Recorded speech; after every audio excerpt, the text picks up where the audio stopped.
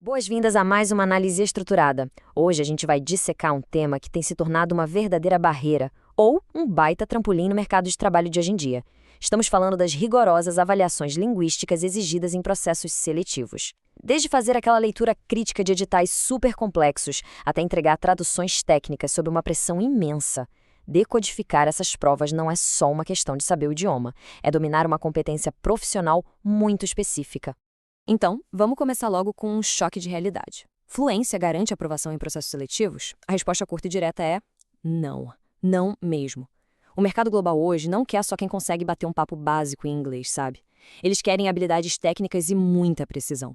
Eles exigem a capacidade de ler nas entrelinhas de um contrato e de transferir conceitos complexos de um idioma para outro sem perder nada da precisão cirúrgica. E é exatamente isso que a gente vai desconstruir aqui.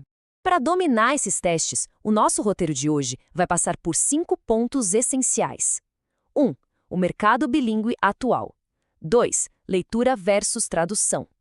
3. Padrões e certificações globais. 4. Cenários de seleção. E 5. Estratégias e avaliação. Ponto 1, então. O mercado bilíngue atual. A globalização e o boom do trabalho remoto abriram as portas para que talentos concorram a vagas no mundo todo. Mas, claro, a barra de exigência foi lá para cima. Não adianta mais só colocar aquele clássico inglês avançado no currículo. Hoje o mercado exige proficiência comprovada e documentada. Além disso, com a ascensão das ferramentas de inteligência artificial, tipo o ChatGPT, o perfil esperado mudou completamente. A máquina até faz aquele rascunho inicial, beleza, mas as empresas precisam de pessoas com um olhar clínico para revisar, adaptar e garantir a qualidade técnica com critérios muito rigorosos.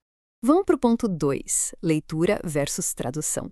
Aqui a gente precisa separar de vez duas habilidades que o pessoal confunde o tempo todo. De um lado, temos a competência leitora, que é basicamente a capacidade cognitiva de decodificar um texto, ler nas entrelinhas e entender o recado. É uma habilidade passiva, ainda que exija bastante pensamento crítico. Do outro lado, vem a competência tradutória, e aí o jogo muda, porque é uma habilidade metacognitiva. Não é só entender o que está ali, é pegar aquele sentido, a função, o jargão e transferir tudo isso para outro idioma, fazendo uma adequação perfeita para a cultura e para as regras de quem vai ler no final. São construtos completamente diferentes. E isso nos leva para o que costumamos chamar de a ilusão da fluência. Vamos imaginar a seguinte situação. Um médico experiente e bilíngue. Ele consegue ler artigos científicos super complexos em inglês no café da manhã numa boa. Ele é fluente, certo? Com certeza. Mas, se pedirem para ele pegar uma bula de remédio e traduzir para o português técnico dentro de todas as normas da Anvisa, aí a coisa complica muito. Porque a tradução é uma habilidade profissional específica. Ela exige método, prática e escolhas muito bem justificadas. Ou seja, fluência definitivamente não é sinônimo de competência tradutória. E para ninguém se perder na hora de ler as exigências de uma vaga, é fundamental dominar uma regrinha de 3 básica. Olha só. A tradução refere-se estritamente à transferência escrita de um texto que já foi revisado. Já a localização vai um passo além, é pegar um software ou um site e adaptar para o mercado específico, mudando moedas, formatos de data e as referências culturais. E por fim, a interpretação, que é a transferência oral, feita ali ao vivo, em tempo real ou de forma consecutiva. Identificar exatamente qual dessas habilidades a seleção está pedindo é o passo número 1 para não escorregar na prova. Chegamos ao ponto 3. Padrões e certificações globais. O CFR, que é o quadro europeu comum de referência para línguas, é basicamente a régua global de nivelamento. E os dados mostram uma realidade bem clara. Para aquelas posições corporativas de alto nível ou para concursos públicos federais com interface internacional, ter um nível básico ou intermediário simplesmente não dá mais conta do recado. A linha de corte quase sempre se estabelece entre o B2, que é o usuário independente fluente, e o C1, que é o usuário proficiente avançado. Agora, e se a vaga for para uma multinacional americana? Aí o padrão que entra em cena é o ACTFL, o Conselho Americano. Felizmente, dá para mapear e cruzar esses dados. Um nível B2 no padrão europeu equivale mais ou menos ao Advanced Low ou Mid lá nos Estados Unidos. Já um C1 bate de frente com o Advanced High. Ter esse mapa mental de equivalência na cabeça é um baita diferencial estratégico na hora de aplicar para vagas no exterior ou de lidar com recrutadores de fora. E não podemos esquecer do lado ético e legal de tudo isso. A avaliação corporativa não brinca em serviço. Quando se traduz documentos nesses processos, muitas vezes a gente esbarra em contratos sigilosos, currículos e até laudos médicos. Então, a confidencialidade não é só uma dica, é uma obrigação contratual purinha. Sem falar na nossa LGPD, que exige proteção absoluta de dados pessoais. Um vazamento, mesmo que sem querer, pode render consequências legais gravíssimas para o profissional. Seguindo para o ponto 4, cenários de seleção.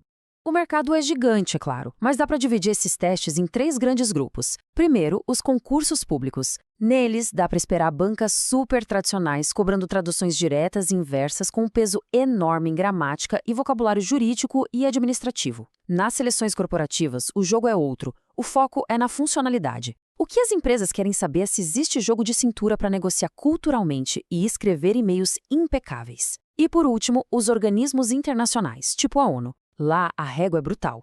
São exigidos testes escritos extremamente rigorosos sobre assuntos globais, onde a precisão de cada vírgula é avaliada de perto. E o nosso quinto e último ponto, estratégias de avaliação. Para encarar tudo isso, existe um fluxo de 5 passos muito estratégicos. Nada de tentar sair lendo o dicionário do nada, viu? Primeiro passo, diagnóstico. Pegar provas anteriores e entender com precisão o nível atual. Segundo, imersão total em textos reais e autênticos da área da vaga. Terceiro passo, expansão. Ganhar bagagem de vocabulário técnico. Quarto, e isso é crucial para aquelas provas com o cronômetro rodando. Prática. Fazer muitos simulados controlando o tempo. E o quinto passo, revisão sistemática para grudar a terminologia na cabeça. É um processo contínuo e super metódico mesmo. E por falar em praticar, aqui vai um alerta importantíssimo. Com a pressão do relógio correndo, o cérebro humano adora pegar uns atalhos. E é exatamente aí que os famosos falsos cognatos acabam com as notas. Vamos pensar. Traduzir a palavra actually como atualmente, em vez de na verdade, pode inverter completamente o sentido de uma cláusula de contrato.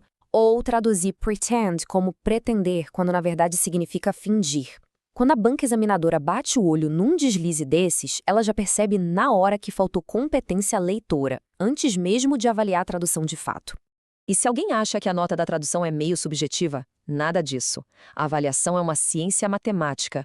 Olha como costuma ser a divisão exata. O maior peso, 30% da nota, vai só para a fidelidade, ou seja, não é permitido omitir nem inventar informações. 25% vai para a terminologia, que é o uso do jargão correto da área. 20% fica com a fluência, para garantir que o texto soe natural em português. Aí temos 15% para velha e boa gramática e os últimos 10% para formatação. Ou seja, mesmo com o vocabulário impecável, se faltar fidelidade ao texto original, pontos preciosos evaporam na mesma hora. O que nos traz para uma reflexão final muito importante. Entender a teoria, conhecer de perto as métricas da avaliação e desviar dessas armadilhas é exatamente o que separa quem só arranha no idioma de quem realmente domina a comunicação em um nível estratégico e profissional. Diante de bancas examinadoras cada vez mais afiadas e um mercado global que não perdoa erros, fica a dúvida para nortear os próximos estudos. A competência tradutória está verdadeiramente pronta para as exigências do mercado global? É o momento perfeito para ajustar o foco e elevar o nível de preparação. Um excelente estudo e até a nossa próxima análise.